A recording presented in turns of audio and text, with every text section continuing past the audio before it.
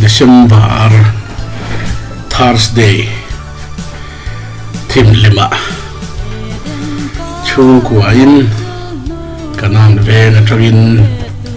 Aizol Khochung Chei Moi Rang Te Phang Turin Kan Chung Kuain Kan Chuaka Pathian Zara Cùng tin Thiang Angin Chung Kuain Kan Han Chuak Ve Thina Kumina Po Hian Pathian in Hun Tra Min Pea Risel Lata Min Pea Harsel Tam Tak Kara Hun Tra Min Han Pelea Christmas Wok Vetania Veng Tin Thiang Angin Chei Moi Ania Lockdown Malampang Anga Chei Kan uar hun em lai ang khachu aphalowa chuti rola ro chuan vemtin u anuama tuna hian vai va kon kan tlan pela dor pui veng thar kan tlan chho ti hian din thar kan tlan chhonga tui ko la train tempula chu ta train khatla kan theng chho phot do da ni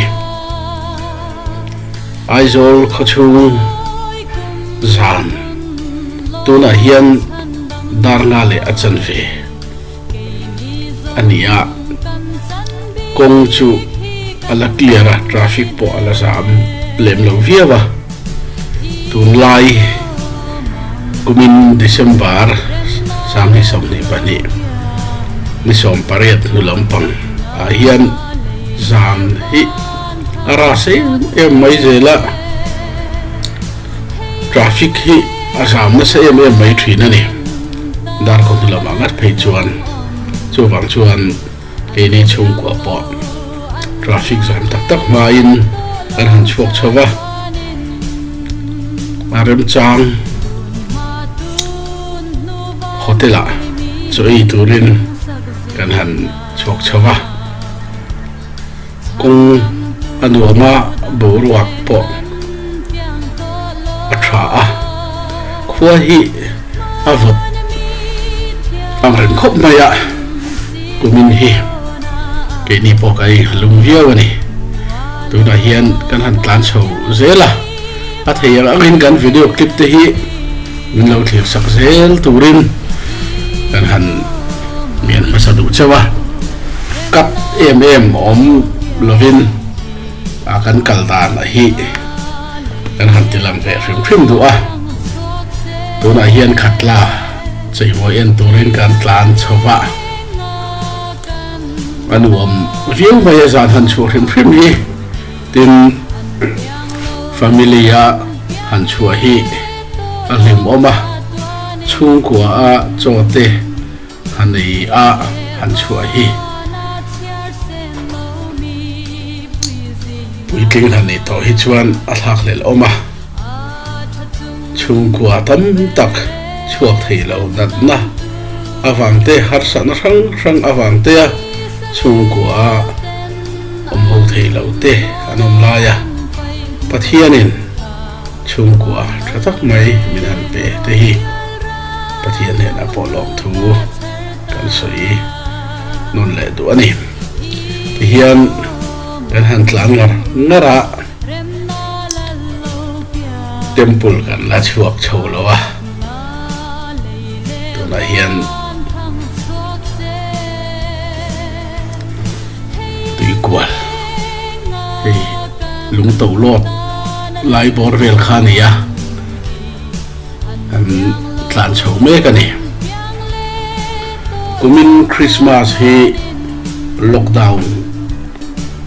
nuwa Christmas chung tin tena zalen taka kan man thei hun ani mi pui po kan lim viau hlom mai zana hian veng then khat Chei Moi ania abikin zar kotte saltlang te khatla bungkon bison veng thang ulikon saltlang heng ang te hi mi puinan han bor duk bi ka nia ke ni chung ko puin zana han chu har pain kan han in kul do na kan video clip hi a thui de lek awangin voi khata chuan kan ti vek seng lawanga tum truma hian khatla le bungkon mau bok nei lampang baka mission veng chei moite kan thlir ho do na ni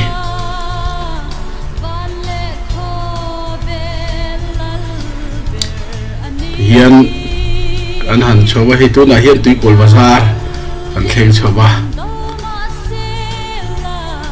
temple kan la chuak cholo dewa ti hian zodin kan tlan pela tu na hian temple square kan thleng chho do na ni wale tu nei kan thleng me ka hi coffee night atan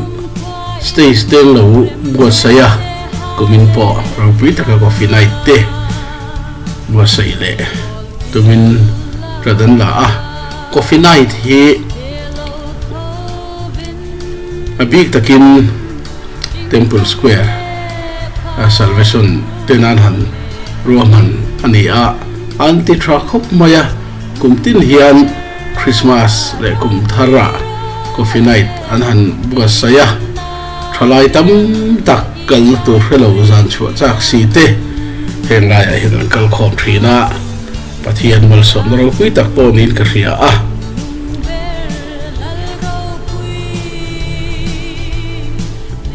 tu da hian tennis court panin kan tlan me ka agriculture office te kan han tlan pel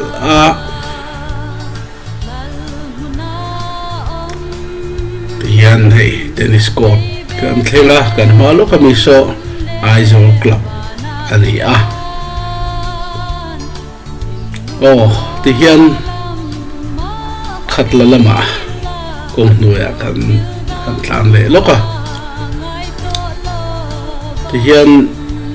industries office kan thling phei le trepa e kan malo ka hian revenue office kha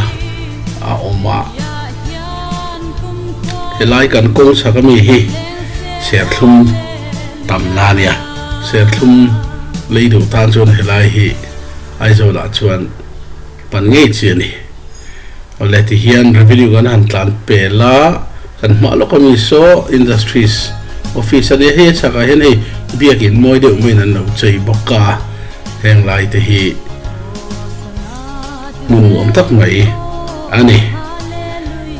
tuna hian khatla kan pan chodona hei kan rupia hian kan dinglama hian ignite studio oma hi alar khop mai kan thretan khan FDH te poinan han manfin comedian stars atan te pon mal lar leni ignite studio hi tin function nei nan de recording kan ti halnan forum chare mema ole he khatla kan thlengta amoi nge mai khatla hi an khotlang te an fel view aniang ai pek na po sa nge yang heti anga moi tak maya an han chei thei hi a hau taka tha le zum sel so chu thu ran ni sela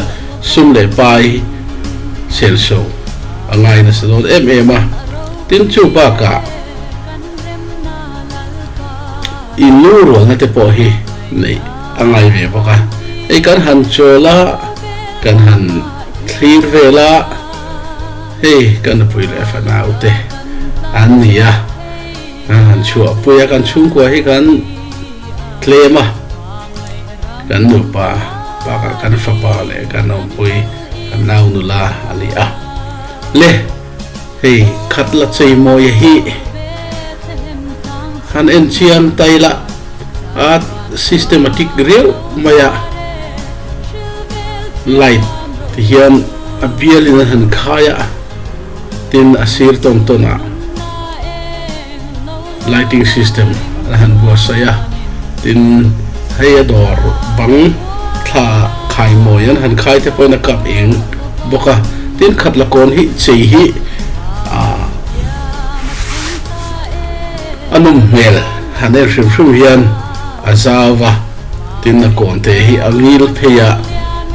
ahim boka nu nau te tan te po ti agar han clear kola ti yan khat la kona kanom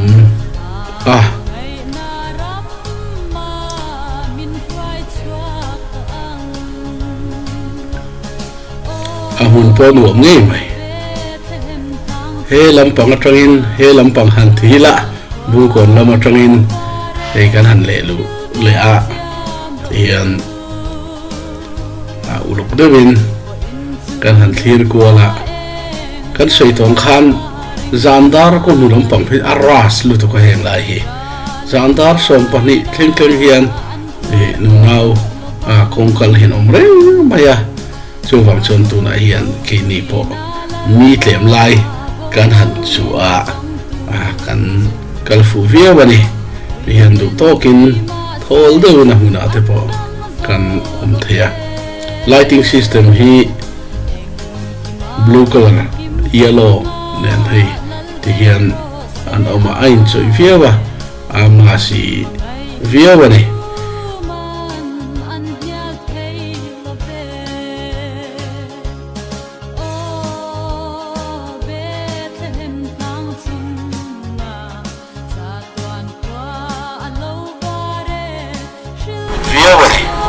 tha te kan han la du to ka kan han thlem nuwa bung ko lampang an pan phei ve le dona mau bo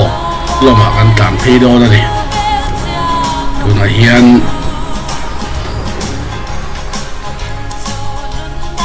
capital complex lama kan tlana chuan bok lama kan tlan pheya heng lai mun te hi mun nuam tak mai ania ei tuna kan hmalo ka pen thla pakhata khu complex capital complex pen khania secretariat chuan kan tlan phei zela ke ni chu bung kon lama kan tlan pheya chei moi kha kan va thlir don ani heng lai kong te hi kong luang thak mai nia kan chak lampanga chei moi thlia a khi bung huang tlang veng kong chho kha nia hian kan tlan thei zela helai bora hian an chei moi da na hi heng lai kong kam te hi tok lom viawa in tina hian chei moi phei se chu nuam le zual tur ania ei tu na poina nuam viawa ni kong kama hian thing kheu kha lighting system min an han ve kual om chei takin hu nom view maya tuna kan hong hian thanglam le chaklama ti hian om phei zau zawa hei hian masi borua ani ti en tira Christmas dom le kum thar thlenga heti anga kan theyang to kha eng kan han bua sai te hian kongakal te ati hlive mem ani tong khan hetia te tur chon veng chung te po hin lung ruang the lo ngai khop maya veng in lung ro lo chuan ti thei ho lo ania chung tin ten ei top te kan chuat lan te po angai o me ti hian kan han tlan phei zela kan ma loka bung kon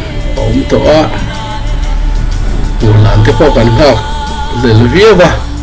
an chei dan tur chu kan hrelawa amaro chu bung kon hi decoration lama thane mangaya an thok tha thaya ulan hak de lom view ni ole hei kan thing pheya kan be se yang tak main kong kam tonga lighting system an siama hei kan han huang hian an ti moi view mai kan han kal phei vele se la hei ti hian a kain tran to mai do na heta hian kan ma fang phei ve phim ani en lai kong phei te hi mau bok ku ta loi pu thena zukal thak na khania kong phei mo tak mai ani ti hian kan hanin tran anga bung kon chei boy te kan han thira tha te kan han la la te chuan khatla kaltlangin school pi kon kan kalka nanga kalpelin mission ven thanga kan zukal le do na ni tiyan kan han tlam let le a moi hle mai tun ma an chei ang em khachu atluk che lawa vetin hi soitong khan lockdown lama hian tuna kan nu hi bung kon ani ve thunga bung kon hi tun ma atangin decoration a head and thiam riu mayan chei moya pan hi an lo em a hey an lighting system te po hi color combination ani tha khop maya ti hian moi tak takin color hi matuna hian hey a green a kan han hol lokani a moi khop mai ti chuan green anom nuwa blue in an ron thak le a navy blue moi em maya chuta rong khang asen buang kan han tiam chi te purple color ang chi ten alam chho pele boka ei tu na hian mi an thola a dong tak te point tha te pokan han la theya mi tam tak tak lai chon mani thalak hi thei lawa tin e color combination hi han en chiangela a thena hi chon delay tli mo ma a hi chu eng thamani lawa color in thak tle ma han tlai deu te an ma fal deu te tem chu oma amaro chu ati poi tham lem lawani ti hian zan athim tul tula a hu unom tul maya tuna hian street light te hi an la on eng sa de uleka dong pe lanal an nal turang pe lanal phalo zo kari ole tuna hian kan let phei le a ti chuan bung kon tlang veng a hian kan kal chho ve hrim do na kong sir po hi hei an lo be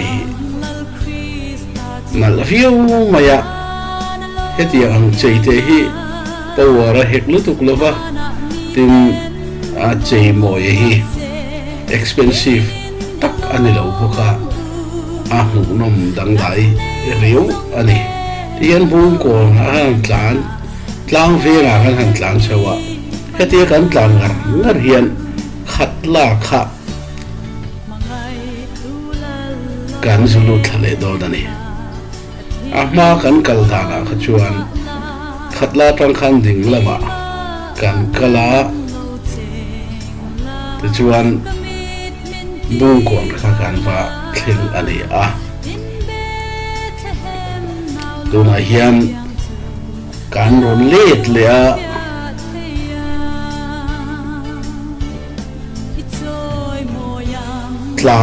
tlang vega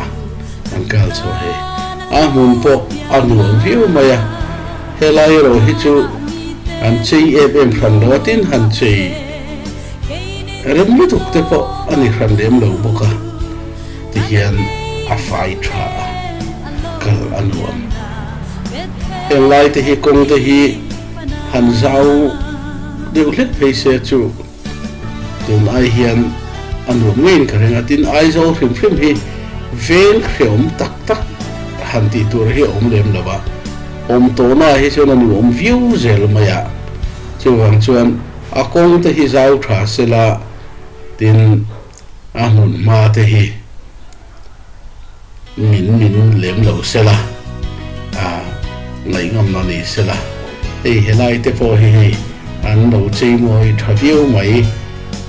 a de phim hi Christmas ai chuan lo om phim ma how subsen atabi mo tam lo mo hetia nga Christmas kan lo mani ti lantir na decoration lighting system kan han siam te hi a thar phim mai ti hian he kan han tlan thazela khatla kha kan zulu thale dona he bunom phian mai an tlan chuka kulai khu khatla kon khani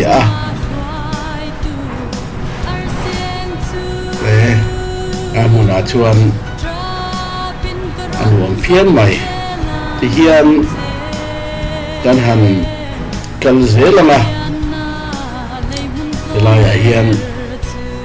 en chei moi te lung so kan thli tur kan paus loka ti hian kan tok le anga tha te kan han la chu ve zela aram chanang angin tuna hian khatla atangin mission jeng thang kan pan do nani tuna hian school pui kon kan kal chho meka school pui kon kan han pan chhowa school pui kon le khatla inka rahi athim do rui street light hi a eng thalo nge ni athim le rui thina ei tu na po hian han eng zo zo hi chu om rolin athim hi atam zo hi ani school pui kon kan thleng chho don tu na hian ei kan han tlan chho meka Aizawl hospital te kan han tlan pela hian kan han tlan chho zela a kong hian so kan athim de rui maya han chei moi phaise chu tlang pon wum viewin anin oma kumin hi school pi kon hi an chei tura kan ngai dewa atir lama khan ma sela hi thoman nei har reu maya voin tun hi voin han ti la zanang tong chu mi som ngai pani ani to heti hi alani so wan so school pui kon hi komin chu an chei lutuk don lo te po nga han din jok te po kan han du dewa ma ro chu tha han lak pui tu te chi mom lem la hi kan han tlang thale don ani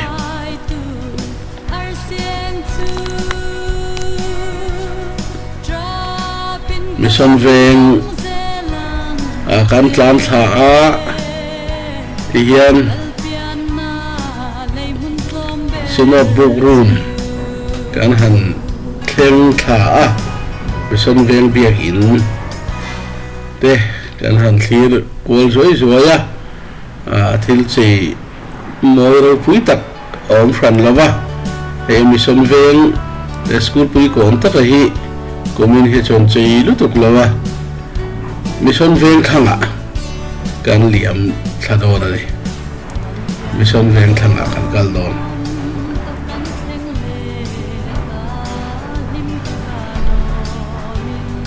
tu na hian school pui kon atangin mission veng ania mission veng thang lam kan pana mission veng biakin tha kan tlan pel chia kan chuk kha zela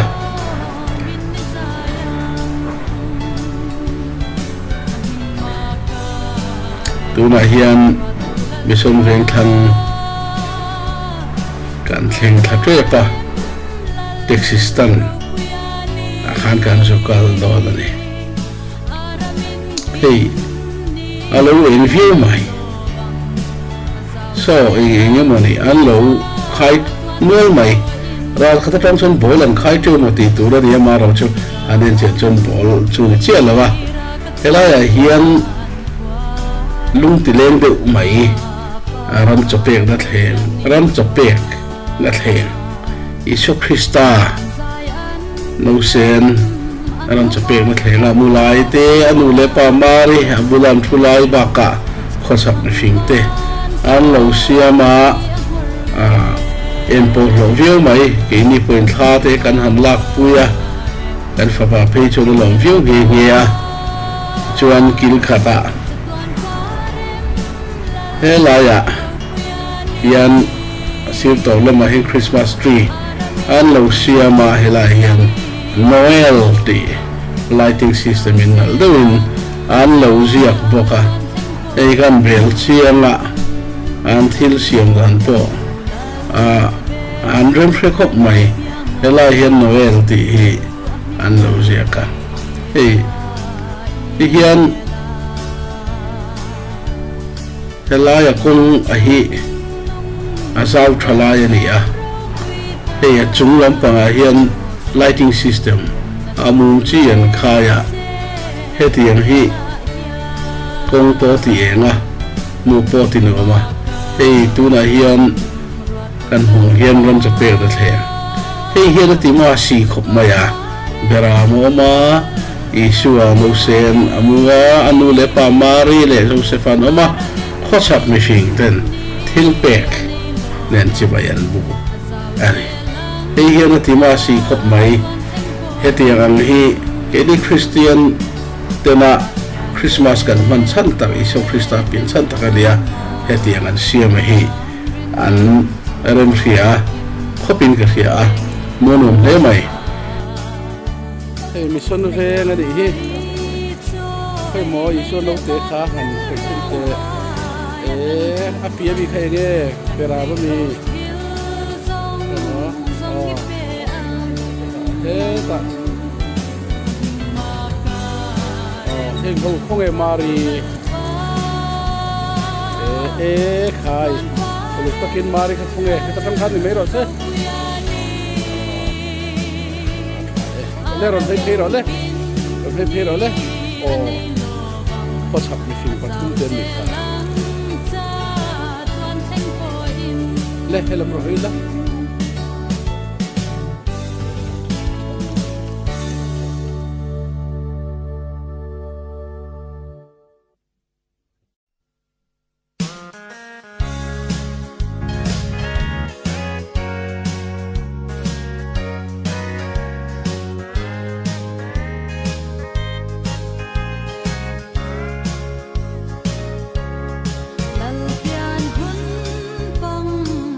ega macen kan han oma thate kan han la a kan han ha chola kan han enna kan han bel chiala te chuan kan chosan leta tuna hian mission ven thana tangin millennium kan pandon ani kan tlan chole charchara ei kong sir te kan han en kuala hei helai mission veng texas ta kan han cho thuilo te kan han cho tu da kan din na borvel heta tanga la bak la hian hi kan ding la ma hian kan journalist larta mai pu hloi te ya te ina ni ani pu hloi te kan te ani hi tangwa la la ni ya ko budian sar sa po just living thil ni a in kan ve lampang hian tu cho kan tlan pel to Puvana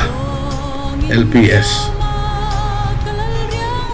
aom boka ani hi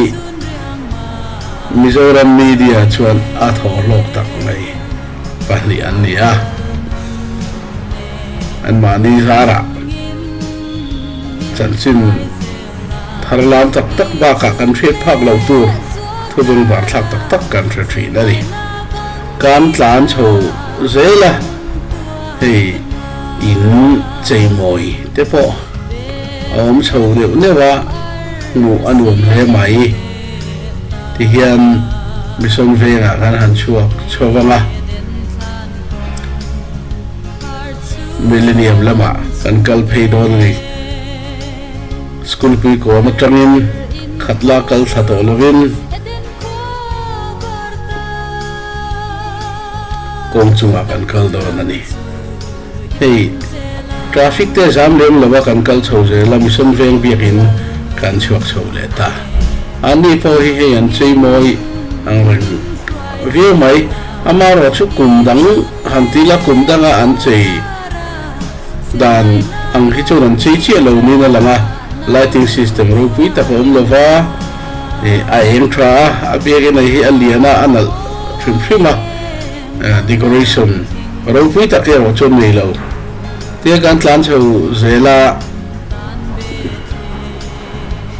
school pui kon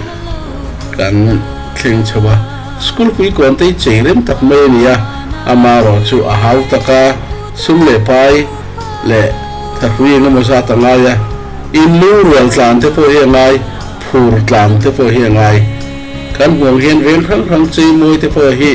sung le dan ain ang lawa amaro chu veng mi te kan phura ka in lung rual tlan chuan kan thi thei to ka kan han chei moi hian alo moi ve mai thri na ni sum sel le man to tak po alo ni chuang lo tu na hian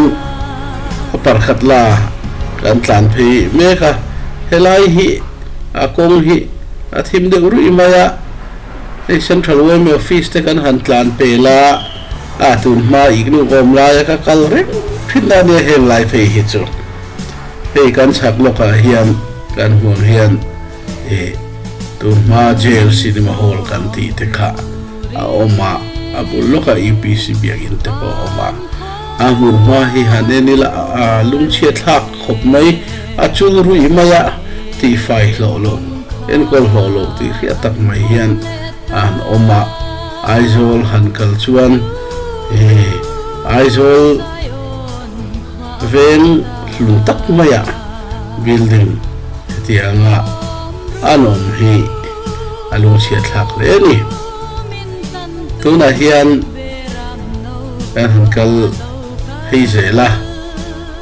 sport council office te po kan an tlan thing atuna hian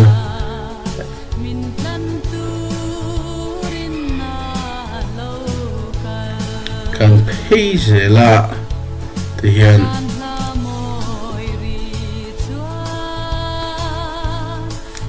hei helai bora hian an soi khan leilon kha aoma tunma Bible house chimta kha ani a khanglai bula khan tuna chon hei leilon te pon lo siawa a leilon heri nom social tur an angai ani a cheto lo se chu athakop mai ti hian zana hian chuak hian ve reng maya hei leilon kan han zo a arinong mel view mai ti hian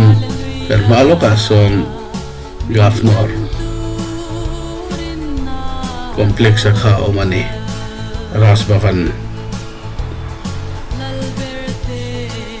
hi December ni le paruka te kum tharung ya te an hong chho lenga December ni le bali apo hian an hong doni ka ria ke ni point kan enjengei anga engi po kan tuma pathian rewati phachwan kum khata voi khat na han ena hi achap omani voi khat na lai muna ras babar han kal ve thi cha ko molong mole kum dang akan kal kum dang han tela hun dang ata fejon permission tela fejon kan kal theilo nia ole tu na hen he kan kal chho zela assembly house kan tlan pela DC office kan tlan pela tu na hen vana pa hol kan thleng phei dona zana hen petrol in line hen thanem view mai kum jo fit petrol in line po an thanem view mai abula hian nu ho hi tharim ga tak mai nan lo thua black an lo zuar ri india ram pa ka khobel hun danga hian tianga zalen taka petrol pump bula khopui ram khopui laili tak maya a black ka han zo thlat mai hi kan petroleum petrol lampang ti maya nga thu nei tu te hian ingtin ngai o ka khelawa tin kan sarkar te po hian a he thiam nge ni a black ka zor hi mirama hian om tho black hi om lo tak tak om lo maro chu zalen tak mai khopui lailia petrol pump bula ngi mai han sur hi amak dang dai vi riu maya ATM bula ATM chiat o man mai thei tur mini ATM private in an lo siam hi chu a khia thiam thea amaro chu petroleum station petrol thunna kini jon petroleum station kan ti maya ani na taka chuan POL emi bula petrol aple kan lo langsar takan zur thei hi amak ve hrim mai india ramai pon lo khobel gun danga fo akhat view winner inom hi kan sarkar kan thurei tu te le bi pui te fo hian kain enchian te fo ngain ka khia namdang rongal hian makhian ti thei e mai le tu na hian vana pa hol te kan tlan pela ti hian assam rifle gate te kan tlan pela tu na hian kan phei me ka do pui bum ko kan thingona heng lai phei te hi kong te hi ji mang reng to viu maya kan huang hian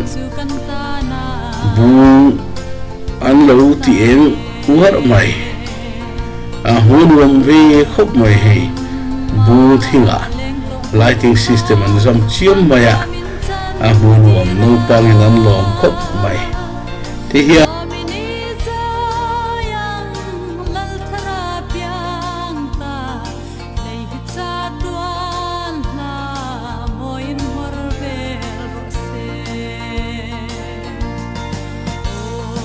Bethlehem tang katlen